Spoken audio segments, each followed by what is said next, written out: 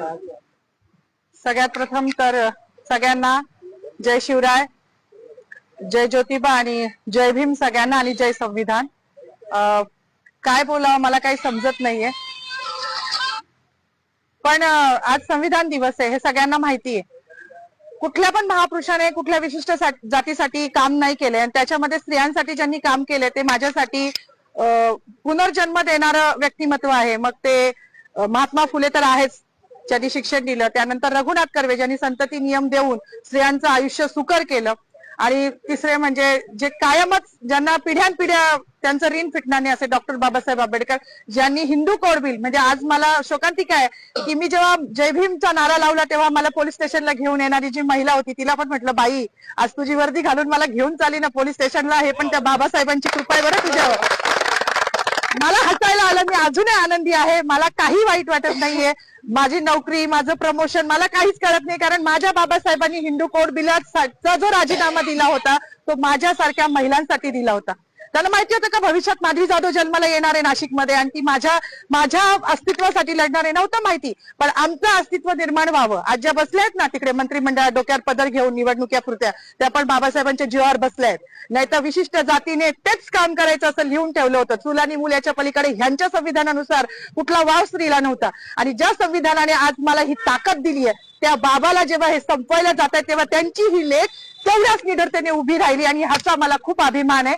जास्त काही बोलणार नाही. गिरीश महाजनांनी जो बाबासाहेबांचा अपमान केला आहे तो भरून निघण्यासारखा नाही. म्हणजे त्यांच्या दृष्टिकोनातून पाप धुवायला आता कुंभमेळा येतोय, तिथे जरी त्यांनी नदीत आंघोळ केली तरी तो धुतला जाणार नाही, इतकं मोठं पाप त्यांनी केलेलं आहे. त्यांचं पाप जेव्हा संविधानाच्याच मार्गाने त्यांच्यावर ॲट्रॉसिटी दाखल होईल ना तेव्हाच ते धुतलं जाईल. एवढीच माझी मागणी की त्यांच्यावर ॲट्रॉसिटी दाखल करावी, अन्यथा ह्याच ठिकाणी मी उपोषण चालू करणार आहे. केलंच आहे असं समजा, जोपर्यंत त्यांच्यावर ॲट्रॉसिटी दाखल होत नाही. बाकी मला काही म्हणायचं नाही. पुन्हा एकदा जय भीम. डॉक्टर बाबासाहेब आंबेडकरांचा, डॉक्टर बाबासाहेब आंबेडकरांचा, भारतीय गिरीश महाजन मुर्दाबाद, संविधान जिंदाबाद, लोकशाही जिंदाबाद, हिटलरशाही मुर्दाबाद. आज संविधान दिन आहे, 26 जानेवारी. सगळ्यांना जय शिवराय, जय भीम, जय संविधान, जय सम्राट अशोका.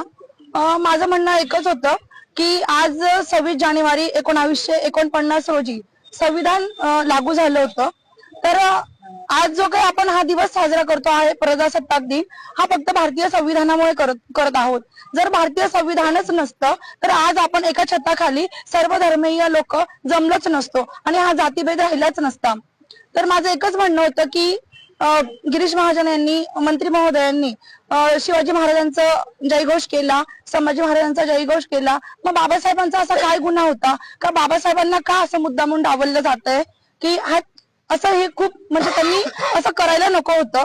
म्हणजे परेड चालू होती ग्राउंडवर आणि परेड चालू असताना जेव्हा घोषणा दिल्या गेल्या की छत्रपती शिवाजी महाराजांची जय घातली गेली, परत संभाजी महाराजांचं नाव घेतलं गेलं, आता बाबासाहेब त्यांची घोषणा केली जाईल, पण तसं झालंच नाही. असं रक्त उफाळून येत होतं, परंतु एक जाण्याची वाट बघत होतो की कधी आपली परेड सुटेल आणि मंत्री महोदयांना आपण त्यांना हा जाब विचारू किंवा त्यांनी असं का केलं आपण विचारू. म्हणजे आमच्या मॅडम तिथवर पोहोचल्या, त्यांची धावपळ होती, त्यांच्या पाठीमागे मी पण गेली की त्यांना माईक मिळावा आणि त्यांनी हे त्यांना सांगावं की का झालं असं, की बाबासाहेबांचं नाव का घेतलं गेलं नाही. तर मला एकच सांगायचं आहे सर्व जनतेला की ज्या संविधानामुळे आपण आहोत त्या संविधानाचे आपण सगळे रक्षक आहोत. तुम्ही मानलं अगर नाही मानलं तरी सुद्धा हा देश भारतीय संविधानावरच चालणार आहे. आम्हाला मनुस्मृती नको आहे, आम्हाला फक्त संविधान हवं आहे आणि लोकशाही हवी आहे. लोकशाही वाचवण्यासाठी आम्हाला जे करता येईल आम्ही ते करू. आज आमच्या माधवीताई आणि सौपुर मॅडम यांनी नाशिक येथे गिरीश महाजन यांचं ज्यावेळेस भाषण चालू होतं त्या भाषणामध्ये डॉक्टर बाबासाहेब आंबेडकरांचं नाव न घेतल्या कारणानं जो संतप्त सवाल व्यक्त केलेला आहे, त्यांच्या या भूमिकेशी वंचित बहुजन आघाडी ठामपणे उभी आहे. सुरुवातीपासूनच आम्ही त्यांना सांगितलं होतं की तुमची जी काही भूमिका असेल, तुमच्या अभिव्यक्ती स्वातंत्र्याचं हनन होणार नाही, तुमच्या अभिव्यक्ती स्वातंत्र्याला संरक्षण दिलं जाईल आणि तुमच्या पाठीमागे वंचित बहुजन आघाडी ठामपणे उभी राहील. या संपूर्ण घटनेमध्ये आतापर्यंत सरकारवाडा पोलीस स्टेशनला त्यांना बसवण्यात आलं होतं. का बसवण्यात आलं होतं, कुठल्या ऍक्ट खाली बसवण्यात आलं होतं, त्याचा संदर्भ काय आहे, त्यांच्या अंगावरती वर्दी आहे, त्या सुद्धा या देशाच्या, या महाराष्ट्राच्या कर्मचारी आहेत, सरकारच्या कर्मचारी आहेत. आणि कर्मचाऱ्यांसोबत असं वागणं, याचं नेमकं फलित काय आहे, याचा विचार काय आहे, हे सुद्धा आम्ही या प्रशासनाला विचारतोय. आणि मंत्री गिरीश महाजन यांनी डॉक्टर बाबासाहेब आंबेडकरांचं नाव न घेता जी RSS ची मानसिकता, भारतीय जनता पार्टीची मानसिकता उघड मांडलेली आहे, या मानसिकतेच्या विरोधात हा देश आहे. हा देश डॉक्टर बाबासाहेब आंबेडकरांच्या संविधानानं चालतो. तुम्ही EVM मॅनेज करून सत्ता हस्तगत करू शकता, परंतु लोकांची मनं हस्तगत करू शकत नाही. आणि हा रोष तुम्हाला रस्त्यावरती, हा रोष तुम्हाला आंदोलनात, हा रोष तुम्हाला तुमच्या भाषणांच्या वेळी असाच दिसला जाईल. आणि गिरीश महाजन यांना ओपन चॅलेंज आहे, तुम्ही नाशिकचे पालकमंत्री नाही आहात, तुम्ही त्या आविर्भावामध्ये राहू नका. तुम्ही कुंभमेळा मंत्री आहात, तुम्ही बिनमुलाये मेहमान आहात. तुम्ही नाशिकमध्ये वृक्षतोड केली, नाशिककरांनी सहन करायचा प्रयत्न केला. तुम्ही नाशिकचे हाल जळगाव सारखे करायचे प्रयत्न केले, नाशिककरांनी सहन करायचा प्रयत्न केला.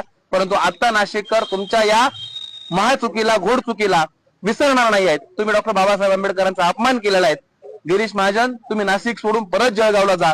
आम्हाला दुसरा कुंभमेळा मंत्री द्या. गिरीश महाजनांनी या मंत्रिपदाचा राजीनामा दिला पाहिजे. आणि आम्ही नाशिक जिल्हा कायद्याचा बालेकिल्ला म्हणणाऱ्या संदीप कर्णिक साहेबांनाही आव्हान करतो की तुम्ही कोणत्याही गृहमंत्र्याच्या दबावाखाली नाही येता, मंत्रिमंडळाच्या दबावाखाली नाही येता.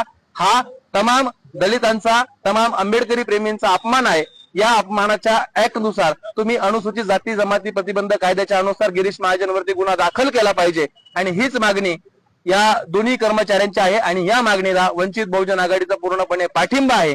जर सरकारी कर्मचारी म्हणून त्यांच्यावरती कुठल्याही प्रकारचा दबाव आणण्याचा प्रयत्न केला तर आम्ही हे प्रकरण सरळ आदरणीय बाळासाहेब आंबेडकर यांच्या कोर्टामध्ये नेऊ आणि तिथून आम्ही न्याय मिळवून आणू. धन्यवाद.